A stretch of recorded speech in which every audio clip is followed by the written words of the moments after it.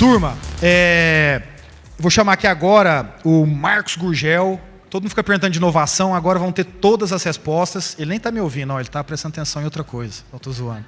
Chega aí, Gurgel. Pessoal, vamos falar um pouco de inovação e como a gente roda esse negócio aqui dentro do iFood. Beleza? Salva de palmas.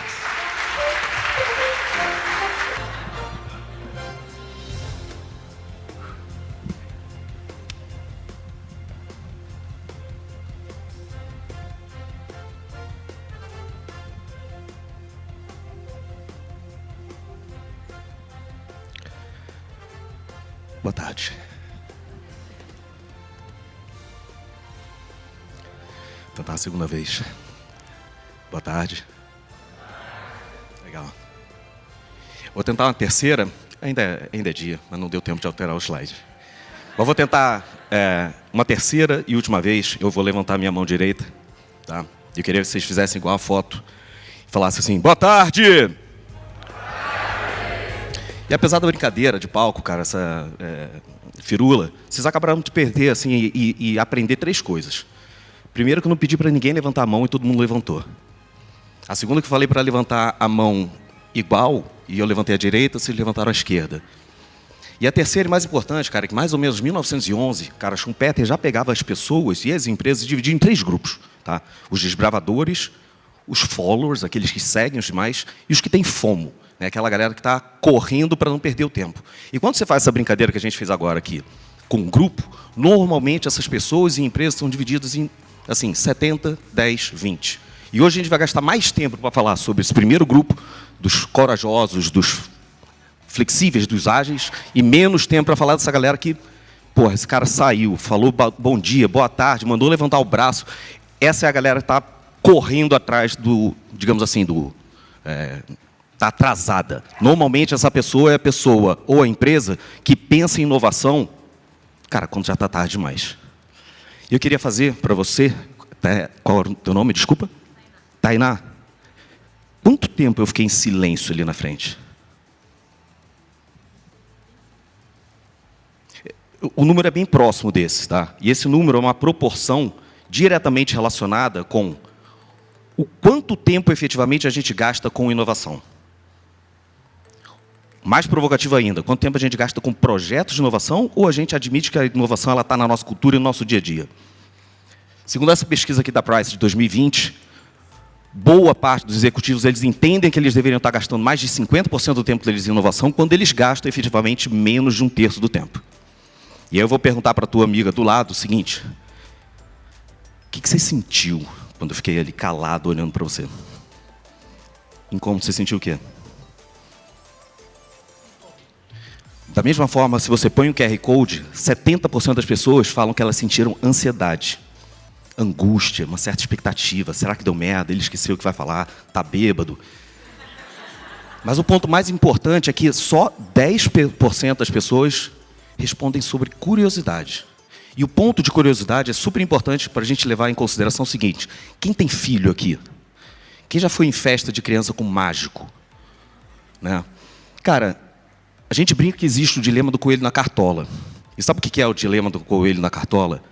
É quando você pega uma pesquisa da Bain que fala que menos de 80% dos executivos conhecem efetivamente o seu processo de inovação. E aí você adota a postura do pai na festa, olhando para o mágico. E seja franco comigo, o que você está tentando olhando para aquele mágico? Você está tentando entender como é que ele vai tirar um coelho da cartola. O que ele está fazendo? Cara, esse cara está me enganando. E você adota uma postura quase que reativa ele. Você quer que ele erre, você quer que, porra, ele vai fazer alguma coisa que não pertence. Cara, e o que o iFood faz de diferente? Né? A gente já falou, cara, eu não vou fazer mágica, eu vou building blocks, eu vou montar quase que um Lego, eu vou montar um quebra-cabeça. Agora, de mais uma forma, quem falou que tem filho, né? Experimenta pegar um quebra-cabeça de 15 mil peças, vira para o teu filho e fala o seguinte, monta essa porra. E vai embora, e não participa. Cara, a criança chora. Né? Vira para o teu mesmo filho e fala o seguinte, cara, estão aqui as regras, olha só, azul com azul, céu com céu, vermelho com vermelho. Você vai ver um outro tipo de participação. Agora experimenta fazer uma terceira coisa ainda mais interessante. Pega o quebra-cabeça, você, Diego, senta ali e você começa a montar. Dá 5 minutos, vê se essa pessoa não cola no teu lado. Posso participar? Posso montar contigo? Posso fazer parte? E isso talvez seja a parte mais rica do que o iFood tem, que é uma liderança que coparticipa, que faz alinhamento, obviamente, daquilo que a gente está fazendo, mas que ela está ali no dia a dia com a gente. Está satisfeita com o teu processo de inovação hoje? Não? Você acha que o Diego está com o nosso?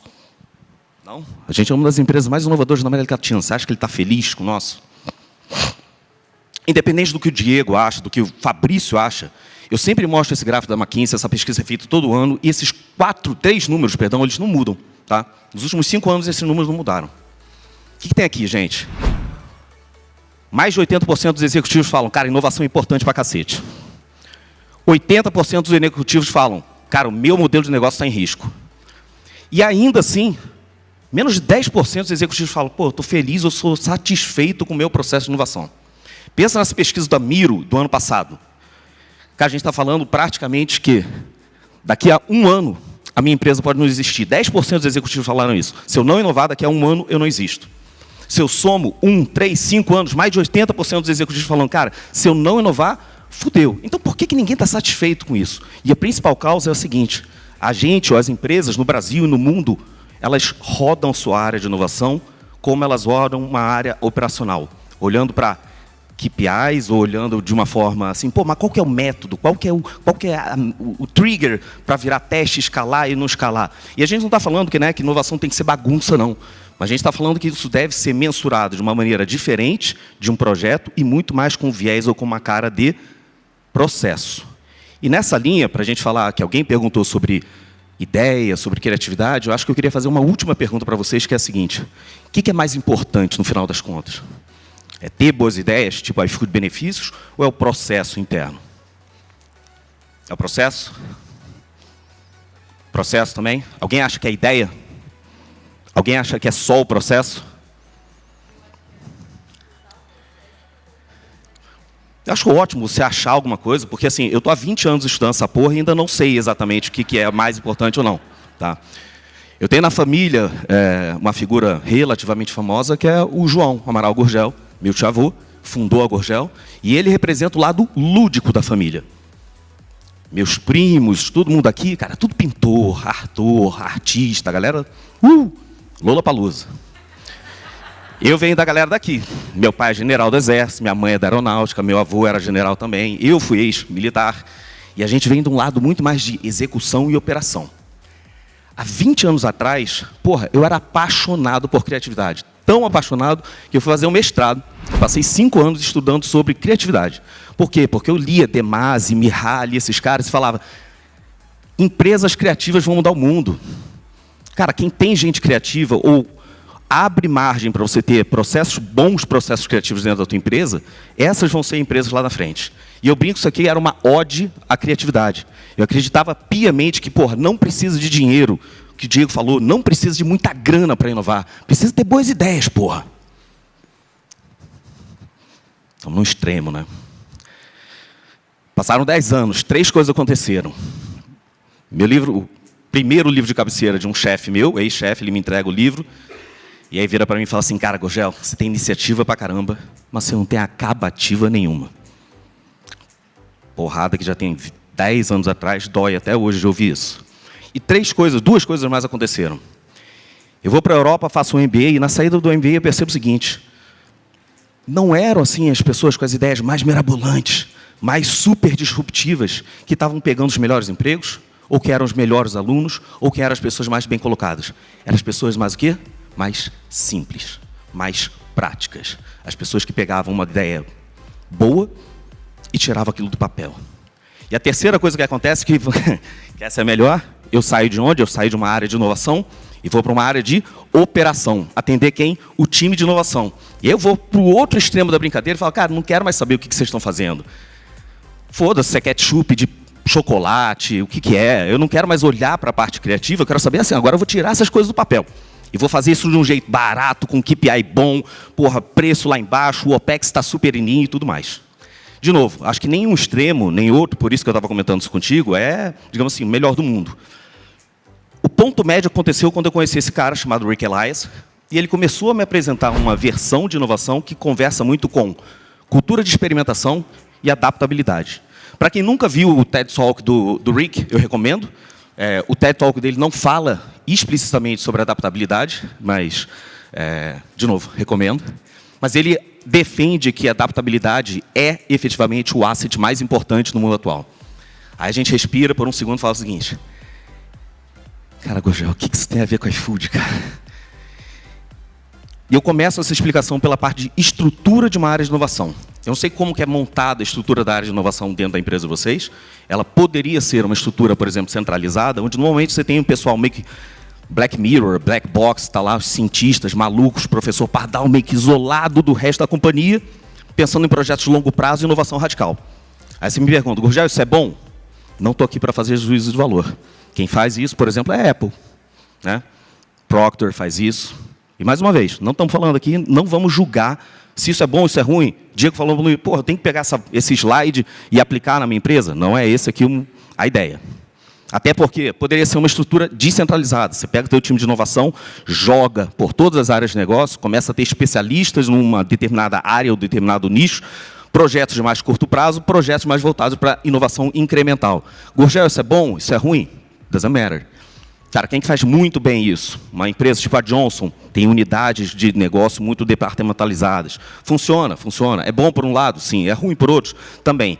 O que a gente acredita? A gente acredita, como sempre, em ambidestria. A gente acredita em algo mais híbrido. A gente acredita que inovação ela deve estar buscando novas adjacências da companhia, ela deve estar testando, sim, muita coisa, mas ela carrega em si, consigo, um mix que não existia lá atrás de inovação com empreendedorismo. Essa é o que a gente chama de estrutura híbrida, né, que a GE usa, a 3G usa, e é daí que deriva um pouco a ideia dos jet skis, que o nosso amigo Fábio está falando no início. Cara, pensa hoje assim, o barco que o Diego, o Fabrício tocam como um transatlântico, né? E o que são as squads de jet ski? O que é o modelo de jet ski que alguém estava falando mais cedo? Cara, o modelo é isso. Assim que eu entrei na companhia, a gente mandou fazer uma camisa escrita assim: I love gambiarra. E é isso que a gente está falando, que o Diego comentou mais cedo. We love gambiarra é, cara, vou testar simples, fácil, muito fácil. O que você pede no iFood, só para ter uma ideia? Pizza, indulgência, hambúrguer, tudo bem. Aí alguém vira para mim e fala, cara, Gurgel, eu queria comer mais saudável. Vamos oferecer de graça serviço de nutrição, porra, para todo mundo que for fazer o lanche antes de fazer o pedido? Pô, parece legal. Vamos testar para ver se funciona? E a pessoa ligou para o consulado e o CRM dos nutrólogos. Para, cara. Pega, mostra para Paula um pop-up. Cara, quer receber um serviço de nutrição antes de pedir seu lanche? Sim, não. Mostro isso para 100 pessoas. Tem quantos aqui? 200 pessoas. Ninguém clicou no sim. Gambiarra, tá bom, sim. Clicou no sim. Porra, legal, esse serviço ainda está disponível, volto com você daqui a pouco, quando estiver pronto. Agora, você tem, querendo ou não, uma mensuração de intenção ou de aceitabilidade daquela ideia muito rápida, muito simples. A gente brinca, a gente não faz MVP, a gente faz MVP de tão simples, né? E aqui um ponto que alguém perguntou daquele lado, que é assim, pô, vocês mudam muito? Mudam. Mas sempre lastreado em dados. A gente não acha as coisas. A gente vai para cá ou vai para lá, baseado nos dados que a gente está lendo dos testes. Tá? E tem um ponto aqui de Customer Obsession e Ownership que eu vou trocar mais à frente. Não sei se alguém aqui tem dashboard de projeto de inovação, esse é o meu dashboard. Tá? Tá lá o Fabrício, o Diego, pilotando o Transatlântico, 6 mil pessoas, e os meus jet skis estão ali, ó, pum, explode, bate, vai. Olha o iFood benefício ali, ó, crescendo, a outra explodiu, um tubarão e tudo mais. E qual foi a ideia ontem, no meio do show do Lollapalooza, que eu falei assim, cara, os últimos 3 anos eu devo ter tocado, sei lá, uns 80, 50 jet skis aqui dentro. Vou fazer um compilado disso tudo e juntar, assim, nos 10 principais aprendizados que eu tive tocando esses 50 projetos. E aqui, nos próximos 15 minutos, eu vou passar, assim, 10 dicas. Mais uma vez, voltando ao ponto Diego. Cara, não é regra, não é ensinamento, mas pelo menos as 10 coisas que eu aprendi ao longo desses 50 projetos. E a primeira começa com a nossa discussão. É sobre ideias ou é sobre processo? Né? Tem um professor que fala, cara, que ele tentou quantificar. E no final das contas, assim, independente se está certo ou está errado essa conta, a gente está falando que, cara, a ideia, sim, a criatividade, ela é importante, mas ela representa pouco no processo, efetivamente, do processo de criação ou do processo de inovação como um todo. E por que disso? Porque hoje, se você pega as empresas mais inovadoras do mundo e as empresas menos inovadoras, elas já se comportam, ela tem um behavior muito parecido. Elas já não se diferenciam no que diz respeito assim, uma teve uma ideia que é muito sensacional e a outra, porra, a outra só tem burro lá e só tem inteligente aqui. Não existe mais isso, né? O que muda efetivamente são 3 pontos. Cultura de inovação, que é bem diferente de você ter um departamento de inovação. Como que você faz screening das suas ideias e como que você faz o que alguém tinha perguntado mais cedo, o teu portfólio management, ou seja, como que você gerencia essa cadência ou esse número de inovações. Primeiro ponto, cara, inovação no iFood deixou de ser área. Inovação para a gente é pilar da nossa cultura. E não é para a minha área, é para a companhia como um todo. É para o Bernardo, é para a Sheila, é para efetivamente todos os funcionários da companhia. Segundo ponto, cara, como que a gente faz então essa diferenciação em relação à geração de ideia e screening das ideias, né?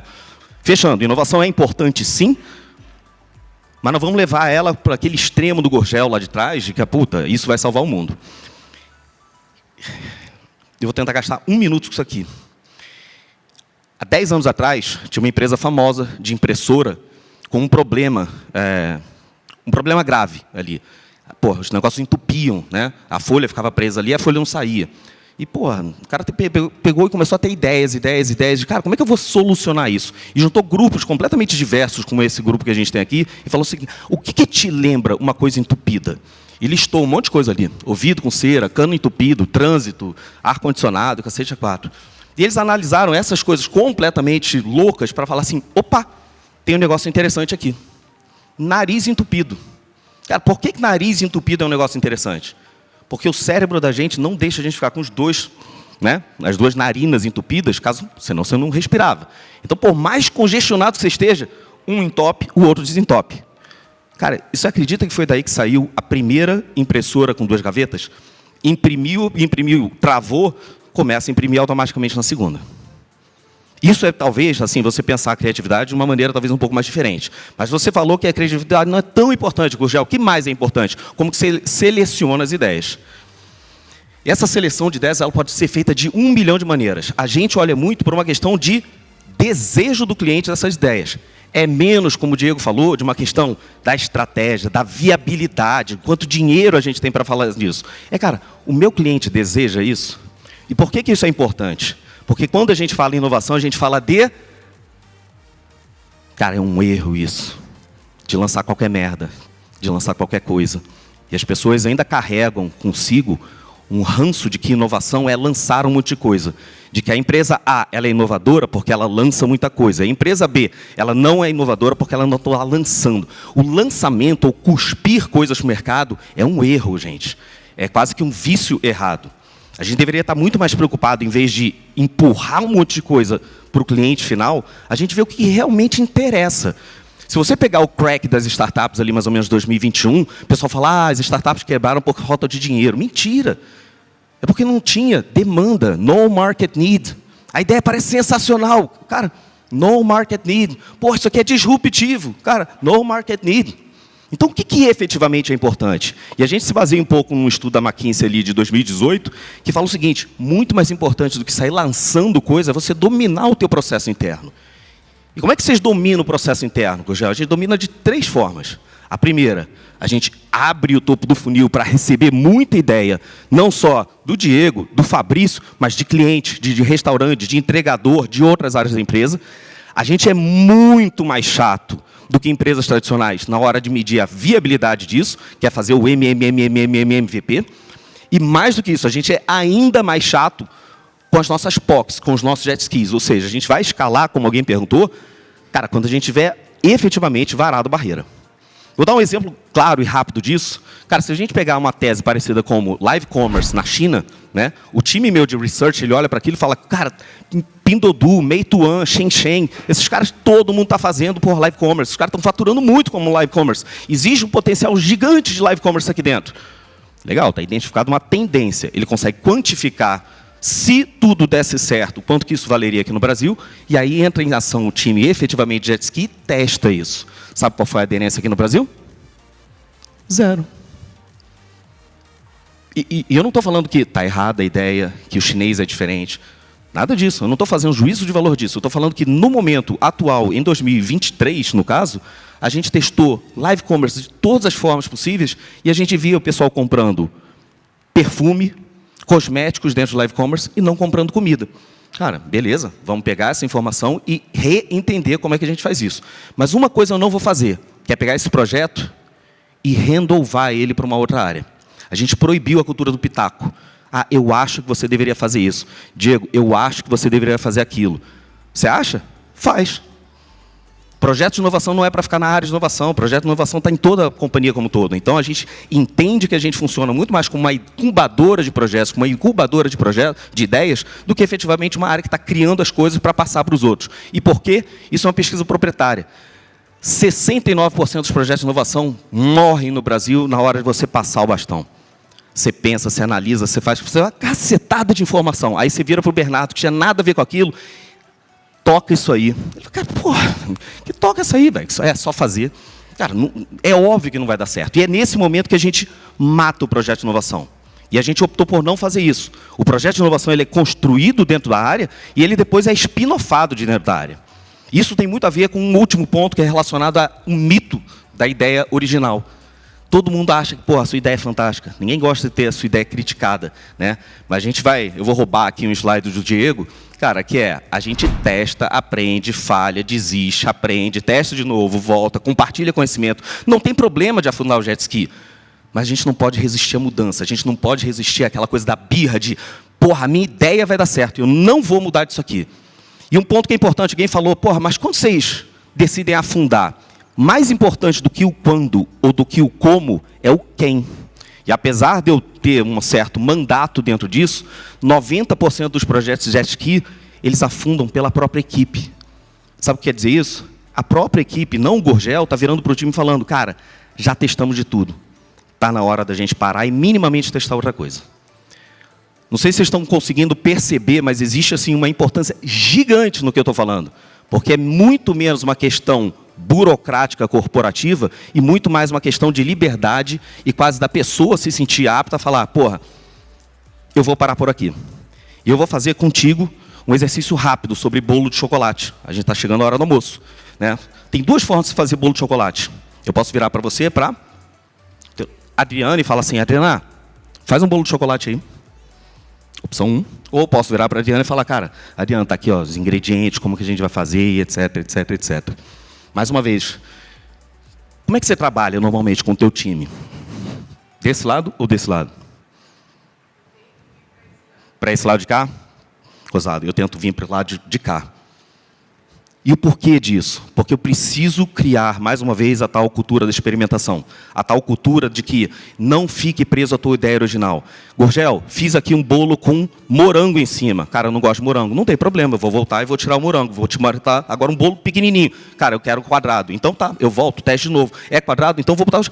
Vai chegar um momento que a Adriana vai falar e sem o Gurgel dar feedback para a Adriana, ela vai falar, eu vou experimentar agora botar uma camada de cenoura ali dentro. O Gurgel pediu isso? Não. Cara, mas ela começou a se sentir confortável. Isso é o famoso mito da epifania, de que a gente tem de que, porra, inovação vai aparecer, né, tomando banho, uma ideia mirabolante, é aquilo que vai acontecer. Não é, não existe epifania. O que existe é efetivamente uma evolução de uma ideia original, chegando em alguma coisa que foi muito testada, muito pivotada, e a gente acabou acertando.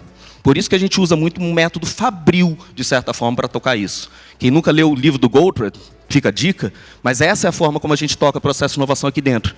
Um time tocando bastante MVP, e tem a questão de você ter volume ali, um time necessariamente está distante aqui, tocando POC, e essa POC está proporcionalmente assim, esticada, porque a gente vai testar pra caramba, como estava mostrando aqueles números no início, e no final, um time fazendo mais blitzscaling disso.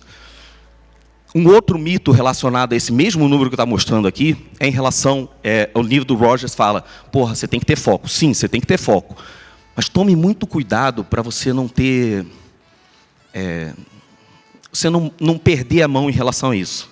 E eu estou tentando, eu não consegui ver, eu acho que foi você que estava perguntando, mas como é que vocês fazem a gestão disso? Eu vou falar de novo. Diego não sabe desse slide, mas assim, eu vou falar como eu faço. Haja como startup? Não. Eu vou agir muito mais como um venture capitalist. Por quê? O que você vai fazer no final das contas, Gurgel? Eu vou botar entre aspas aqui, gasolina nos meus jet skis conforme eles forem avançando. E eu tenho um reservatório finito de gasolina. E esse reservatório finito vai mostrando o seguinte, cara, você está indo melhor, eu estou botando mais gasolina ali. Cara, a Ariana está ficando para trás, eu vou deixando menos gasolina. Leia gasolina aqui como tempo, como atenção, como recurso, como time, como dinheiro, como no final das contas cara, o quanto que eu estou dedicando de iFood para aquela ideia como um todo. O ponto importante disso é isso aqui. É que se você tiver pouquíssimo projeto de inovação, você tende a ter uma maior resistência a você matar aquele projeto. É lógico. Você tem 2 projetos de inovação, matou um, fala, fudeu, só tem um projeto agora. Agora, faz o contrário, começa a ter 1 milhão de projetos de inovação. Você vai testar a primeira coisa, vai falar, não deu certo, afunda e vamos para o próximo. Encontrar esse equilíbrio, cara, cada um vai encontrar o seu. Não vou virar para você e falar, cara, é 60 com 40, não tem isso. O time vai falar isso. E quem é o time de inovação? Quem que é o time de jet skis? O time é isso aqui. Tá? Não tem fórmula da Coca-Cola, não tem nada demais. O que tem de diferente aqui num piloto jet ski, um cara de tech, um cara de produto e um cara de data? Nada. Pô, a minha empresa funciona assim. O que provavelmente a tua empresa não faz é que esses caras que estão aqui, eles são do time de inovação. Experimenta virar para o teu CTO e falar o seguinte, me empresta um full stacker para eu testar um negócio aqui um segundo? Cara, já começou, a palavra empresta já começou errada. Imagina qual tesão que esse cara vai para o projeto sabendo que ele está emprestado para ali. Agora vira para esse cara e fala que ele é owner e dono do projeto, founder da empresa que você está criando, e fala, cara, quer participar comigo disso aqui? A coisa muda. Menos de 10% das empresas no Brasil têm uma estrutura parecida com essa. E apesar de parecer fluffy a frase, eu, Gurgel, acredito piamente no seguinte, quando o pessoal vai pedir consultoria de inovação e fala, cara, Gurgel, qual projeto de inovação a gente tem que fazer? Para. Inovação é sobre pessoas. E pessoas brilhantes, na grande maioria das vezes, desenham processos customizados para cada uma das situações que, por consequência, chegam a bons projetos de inovação. Quem são essas pessoas? São os nossos pilotos de jet ski. O que esse cara tem diferente? Né? E talvez o Diego também não saiba disso, eu ando lendo um pouco mais outro tipo de literatura sobre inovação. E a literatura de inovação hoje em dia cada vez mais fala sobre aquilo que a gente está falando lá na frente. Lembra? No primeiro boa tarde, 2 pessoas responderam, bom dia, não sei o quê. Cada vez mais a pessoa fala sobre coragem, a necessidade de você ter coragem e o líder de inovação ser uma pessoa corajosa. Tenta descrever um pouco melhor, Gurgel, o que você está querendo dizer com coragem. Coragem funciona para o iFood? Não, funciona para qualquer. Desde startup é uma empresa de 10 mil funcionários. Mas se a gente pegar aqui, por exemplo, uma definição do Adam Grant em relação à coragem, o que eu quero com coragem no meu time é o seguinte, é botar curiosidade no time, é botar segurança no time e é botar, mais uma vez, a tal cultura de experimentação. E eu vou pegar mais uma vez, desculpa teu nome, Bárbara. Estou eu e Bárbara aqui e a gente tem que escalar essa parede. Tá bom? A gente tem 4 formas de escalar isso aqui. E você vai escalar junto com a Thaísa. Tá? Você vai ter que fazer ela chegar lá em cima. Tá bom? E você tem 4 formas de fazer isso. Você põe pressão. Bora, Thaís, caralho, sobe, sobe, sobe, sobe. Você vai junto. Você pode dar segurança para ela. Ou você ensina o passo a passo para ela. Como é que você faria ela chegar lá em cima? A primeira... O Gurgel de 10 anos atrás, no 3G, era com certeza esse cara aqui. E eu fiz esse teste há 1 ano e meio atrás, não lembro, quando o Diego, primeira vez que ele me falou disso. E eu fiquei chocado com o resultado, porque dava muito. Eu era muito a letra A também. E no final das contas, independente de certo ou errado, gente, o ponto aqui é em relação a liderança de inovação precisa efetivamente dar uma base segura para os seus liderados. Você precisa ter segurança para treinar. Desculpa, Adriana? Bárbara. A Bárbara, na hora que ela estiver subindo a parede, ela precisa olhar para baixo e falar assim, cara, eu vou tentar isso aqui. Por quê? Porque se eu errar, eu sei que o Gurgel está lá embaixo segurando a corda e não vai me deixar cair. E na hora que você tem essa segurança, você tenta mais, você testa mais, você experimenta mais. E você se sente, mais uma vez, segura para fazer isso. Eu vou mandar depois, via Sheila, a matriz para você tentar fazer esse teste, você rodar esse teste junto com os seus funcionários, para ver se você, no final das contas, você está cuidando do time, ou desafiando, ou fazendo os dois. Tem 30 segundos para falar sobre teste hipótese. Cara, a pergunta para vocês é a seguinte: drone entrega mais rápido ou mais devagar do que o entregador tradicional? Mais rápido. Mais devagar. Não sei. Tá bom, boa. A tese era, cara, drone voa muito mais rápido do que o entregador, porra, deve ser muito mais rápido.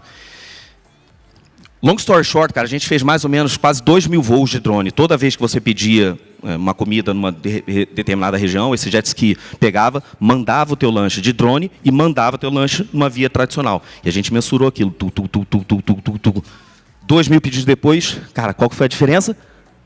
0. Afunda o jet ski. E por quê?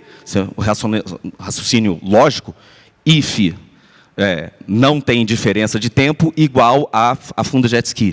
E aí uma determinada pessoa, antes da gente afundar o jet ski, vira e fala assim: posso fazer um último teste? E pega o drone e leva para Aracaju, e numa região onde passa um rio, ele coloca o drone ali, e ele amplia a área de cobertura daquele restaurante para passar a atender um condomínio que existia na outra foz do rio, que não chegava por vias tradicionais. Pum! Explode. Sensacional. Resumo da ópera: um teste de viabilidade ou um teste hipótese mal conduzido pode invalidar uma ótima tese. E é ter cuidado exatamente nessa hora de como fazer isso. Para fechar, gente, falando sobre inovação aberta, a gente não acredita e não quer fazer nada, absolutamente nada, sozinho. Tá?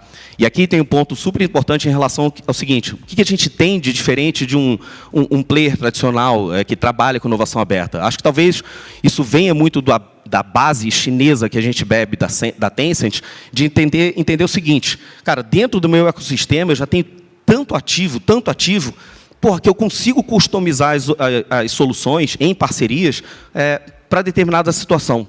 75% das soluções apresentadas no iFood hoje não são customizadas para o nosso, digamos, business case. O que a gente fez? Cara, a gente voltou no tempo, saiu de um ponto onde a gente ia fazer solução e match de solução com dor e trouxe as startups para dentro do processo para elas co-criarem e co-desenvolverem com a gente.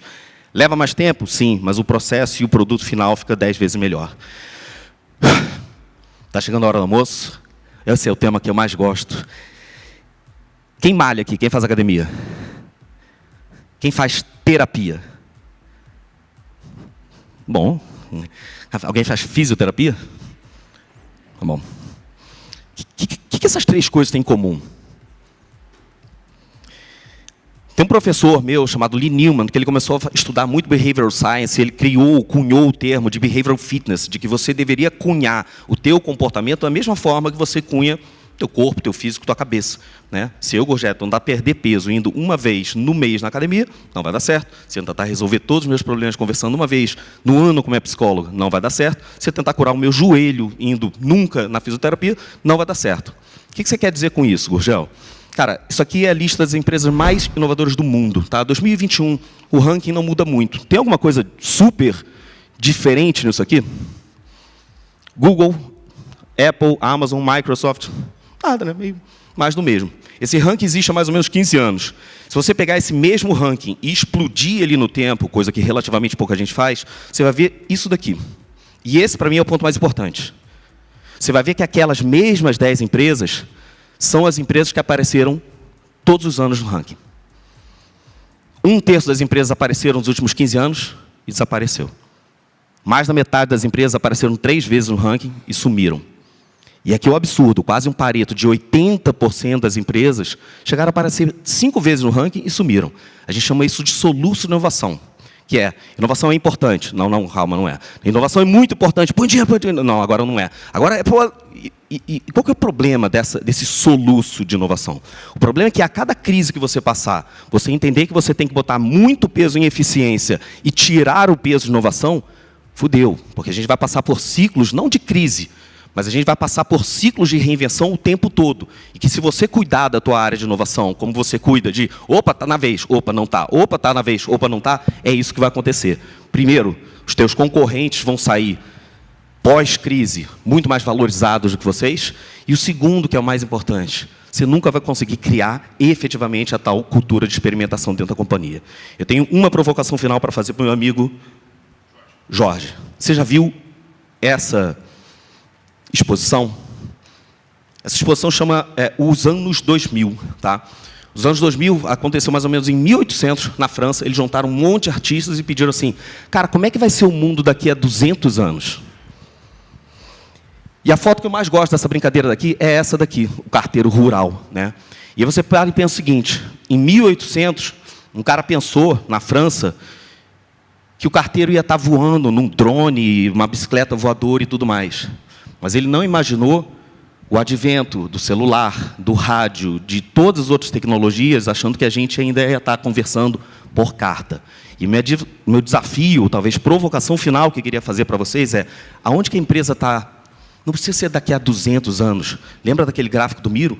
Onde a empresa de você está daqui a 5 anos?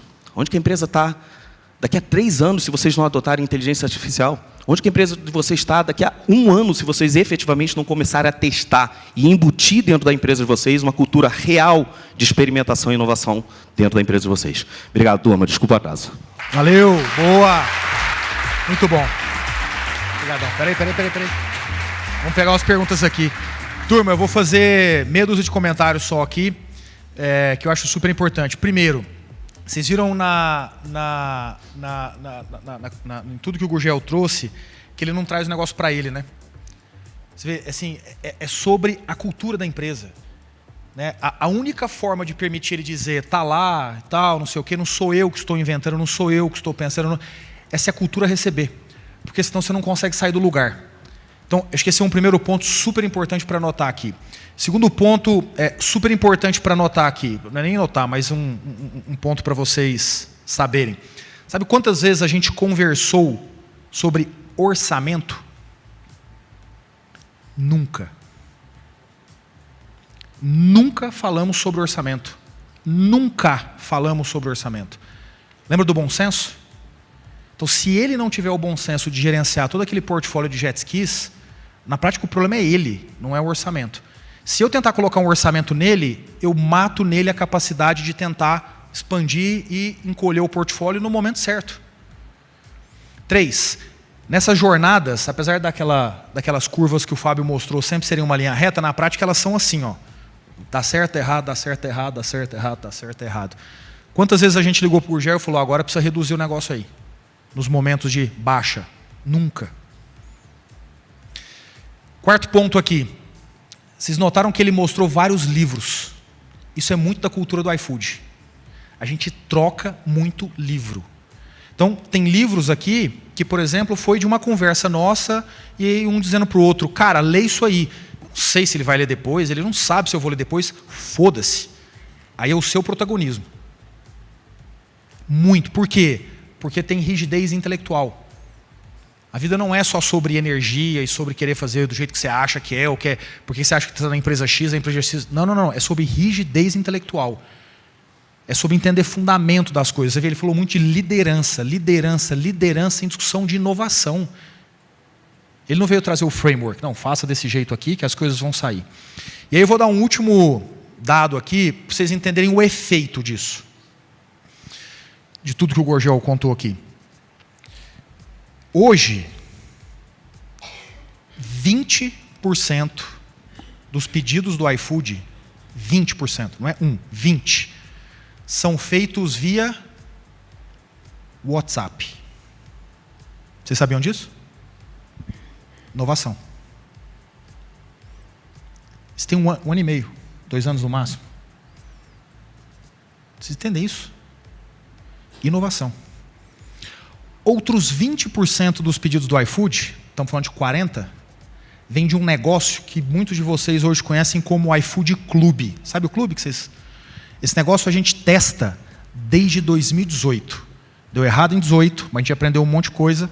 Testamos de novo em 19, deu errado em 19. Aprendemos um monte de coisa, testamos em 20, deu errado em 20. Continuamos testando, testamos em 21, deu errado em 21. Fomos testar em 22. Opa!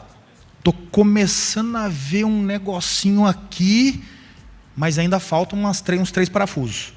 E achamos a forma de apertar esses parafusos em 22 para 23. Hoje isso já é 20% do iFood. Então, Então, aquelas curvas lindas do Fábio não tem nada a ver com alguém ter tido uma ideia do professor Pardal que durante 20 anos você consegue fazer tudo ser bom para sua empresa. 2 dados aqui que eu dei para vocês. 20% vem de inovação aberta há 1 ano e meio, 2 anos atrás. Outros 20% veio de um negócio que a gente errou por 4, 5 anos seguidos, testando desse tamanhozinho. E aí, a hora que a gente descobriu, aí vem o lado da escala. Aí, bicho, a gente mete o pé no negócio numa velocidade que ninguém segura. E aí as coisas acontecem. Se você me permitir complementar, Diego, assim, é justamente esse buffer, vamos chamar de energia, que você tem na hora do teste, que você não está botando ou despendendo tanta coisa, você está testando da maneira mais simples possível, porque você está guardando uma reserva para que na hora que aquele jet ski passe a arrebentação, cara, você tem efetivamente um horsepower ali para falar, cara, agora vai. Em contrapartida, se você fizesse muito da tua energia aqui, na hora de escalar, fudeu.